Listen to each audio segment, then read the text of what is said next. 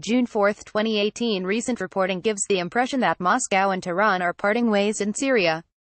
The Kremlin has called on all foreign military forces, except for its own, to leave the country.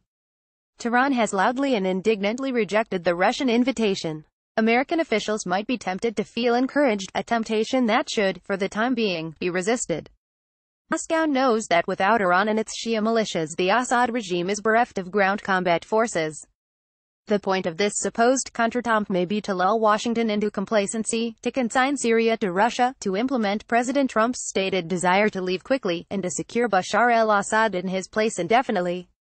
It is understandable that American officials want Moscow to play a positive role in ending Syria's internal violence, encouraging Tehran to withdraw its Quds Force personnel and foreign mercenaries, and somehow putting the country on the path to a post-Assad future. The Kremlin has every reason to encourage American hopes and American credulity.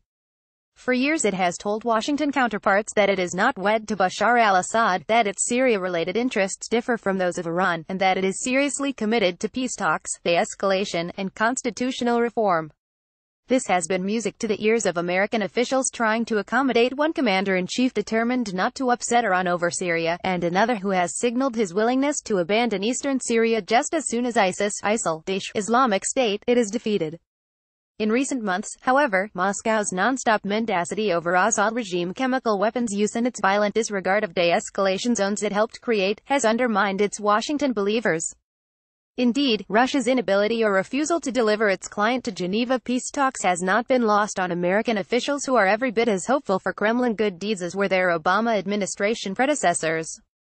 Getting the United States back on board with it "let Moscow handle it" agenda is essential for Russia, especially given the threat posed by the potential post-ISIS stabilization of eastern Syria. Moscow and Tehran both understand that a properly resourced and executed post-ISIS stabilization of Syria east of the Euphrates River would be a real threat to the one thing they agree on completely, the indefinite preservation of Bashar al-Assad as the titular president of Syria. An American effort with strong regional and European support could, with the vital ingredient of local Syrian leadership, reverse the greatest failure of the Syrian revolution by producing an attractive alternative to the violently kleptocratic rule of a family and its entourage. It is manifestly in the interests of Iran, Russia, and the regime to stop stabilization cold. In February, armed Russians crossed the Euphrates River and tried, unsuccessfully, to capture an oil field liberated from ISIS by coalition air and Kurdish-led ground forces. Iranian-led militiamen have seized, but failed to hold territory east of the Euphrates. And now Bashar al-Assad is threatening to take eastern Syria militarily, as he tries to recast sectarian family rule as Syrian nationalism. No doubt Tehran and Moscow differ sharply on aspects of Syrian policy. Moscow has no interest at all in helping Iran and its Lebanese franchise, Hezbollah, establish an anti-Israel resistance front along the eastern base of the Golan Heights. Neither is Russia well disposed toward Iran's efforts to replicate in Syria what it has done in Lebanon, by creating a heavily armed parallel state to do its bidding.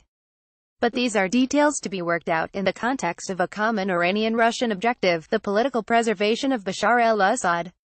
For Russian President Vladimir Putin, Assad is Exhibit A in Russia's supposed return to great power status after decades of humiliation, a powerful domestic political tool for Putin and his oligarchs.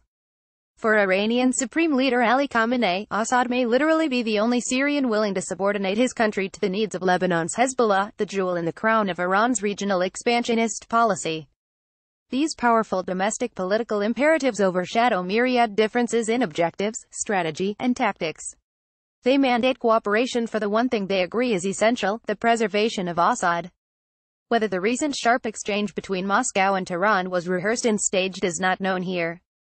Perhaps Moscow is trying to do two things at once, reacquire and reinforce Washington's credulity toward Russia's intentions and capabilities, tapping into the administration's anti-Iranian sentiment, and signal to Iran that it is imperiling their joint client by provoking Israel dangerously with the resistance front agenda in Syria's southwest. In the end, however, Moscow knows that Iran's departure from Syria would leave Assad with a ground military force more adept at looting from United Nations humanitarian convoys than firing and maneuvering professionally. It hopes to manage both Washington and Tehran in Syria. It hopes to kill off the stabilization of northeastern Syria and the resistance front in the southwest. Russia getting Washington to believe again in the Kremlin's capacity for doing good in Syria is vital for a. Keeping in place a family whose policy of state terror has helped to undermine American relationships in the region and far beyond, while b. boosting Putin politically at home. An administration eager to wash its hands of Syria will eagerly accept as reality press reports of Tehran-Moscow conflict. If such eagerness does not exist, caution is very much in order. Frederick Seehoff is a non-resident senior fellow at the Rafik Hariri Center for the Middle East.